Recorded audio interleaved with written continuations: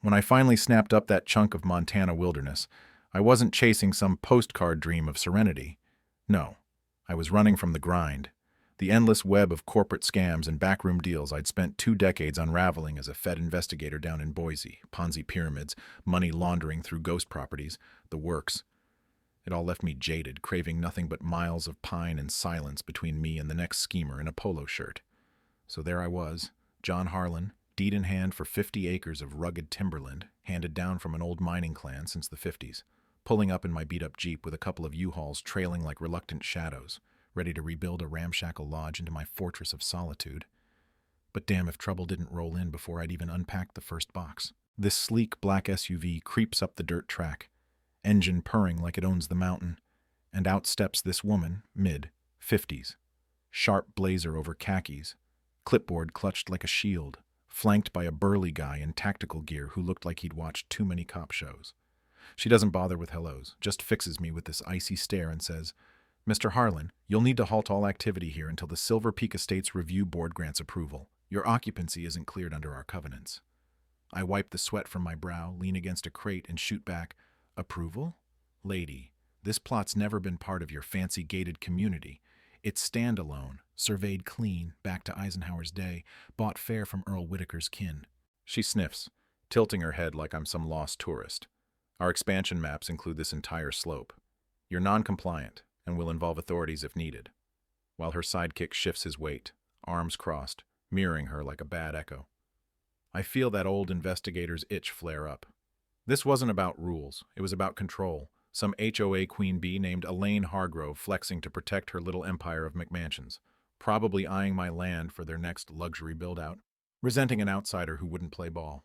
They peel out, but not before I jot down their plates and dial up my old DOJ buddy, Buddy Lawson, now fly fishing his retirement away. "They hit already?" He chuckles over the line. "Sounds like you've poked the bear." That night, as I stack logs by lantern light, I can't shake the unease. I'd left the feds to escape power plays, yet here it was, knocking on my gate, turning my retreat into a battlefield. Next morning, coffee barely brewed, they return with flashing lights, Elaine in full battle mode, gold pin gleaming on her lapel, trailing a county cruiser. Sheriff Wyatt climbs out, mustache twitching like it's got secrets. Gives me a nod. "Got a report of unauthorized residency, John." Elaine jumps in, voice clipped. "Sheriff, this man's bypassed our oversight. Silver Peak oversees the whole ridge. He's disrupting our standards." Wyatt holds up a hand, eyes me steady. "Mind showing your papers?" We head inside. I spread out the deeds, plats, the whole chain back to 52, and he pores over it, humming thoughtfully. "Looks solid," he mutters. "You're outside their lines. That expansion they tout. Proposed in 98, never filed." Elaine's face tightens. "But our maps—" He cuts her off, gentle but firm. "Maps don't trump county records, ma'am." As they leave, Wyatt lingers, voice low. "Watch your back, John. These folks hold grudges. Heard they're already griping about your fencing plans, claiming it'll scar protected zones." I nod, that cold resolve settling in. This wasn't just harassment. It was a land grab veiled in bylaws. Elaine and her board manipulating boundaries to swallow up independents like me, driven by greed for development dollars, and that intoxicating high of dictating who belongs. The letters start slipping under my door at dawn. No stamps, just glossy threats demanding thousands in fines for bogus violations like aesthetic mismatch or unpermitted parking, citing clauses that don't exist in their real charter. I laugh at first, pin one to the fridge like a joke, but by the fourth it's wearing thin. Then the drone hums overhead, buzzing like a giant hornet, dropping flyers with my lodge circled in red. "Intruder alert. Surveillance active." Paranoia creeps in, but I channel it, rig up cameras, log every incursion, trace the drone's path back to a neighbor's lot.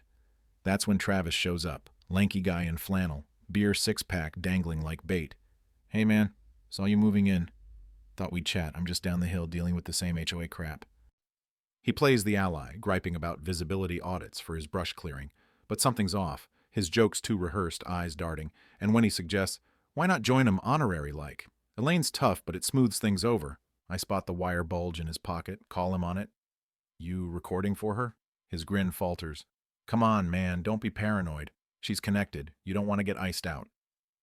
Footage later confirms it. Travis at the controls, flannel and all.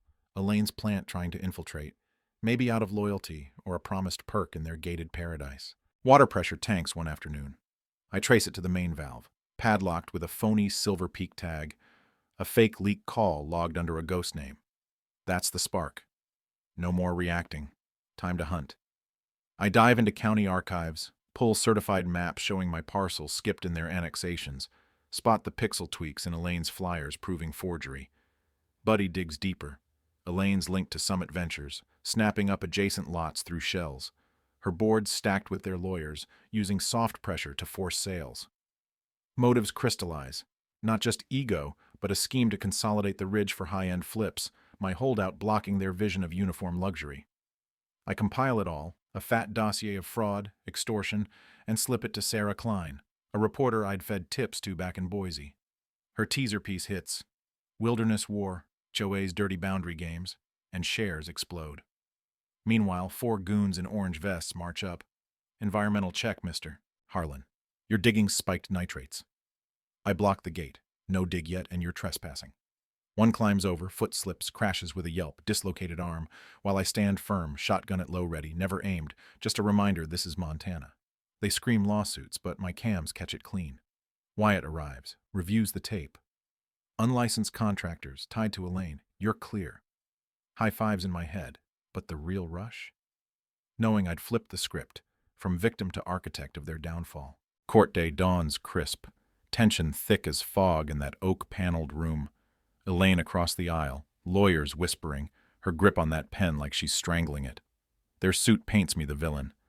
Aggressive outsider endangering inspectors, flashing silent drone clips minus my warnings. My attorney, cool as creek water, counters with overlays, memos, the web of Summit ties.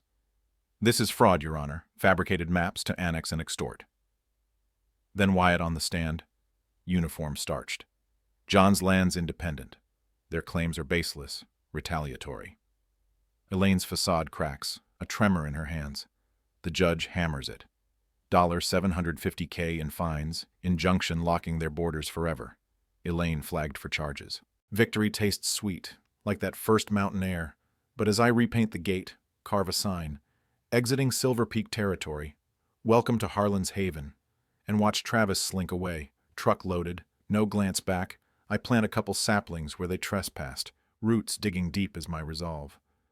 Sheriff Wyatt drops by with an antique map, 52 original, yours truly now, and we share a quiet laugh over coffee, the ridge finally breathing free. Yet, sitting on the porch these nights, whiskey in hand, stars wheeling overhead, I wonder, was it justice or just another power play? Elaine's crew thought they were guardians, preserving their bubble against intruders like me, but at what cost? Greed warps good intentions, turns neighbors into spies. Makes you question if any community's truly fair. What do you think? Ever tangled with an HOA gone rogue or seen land fights tear folks apart? Drop a comment below, share your story. Let's unpack if winning like this heals the divide or just redraws the lines. Hit subscribe if these real-life showdowns hook you. More tales from the wild coming soon.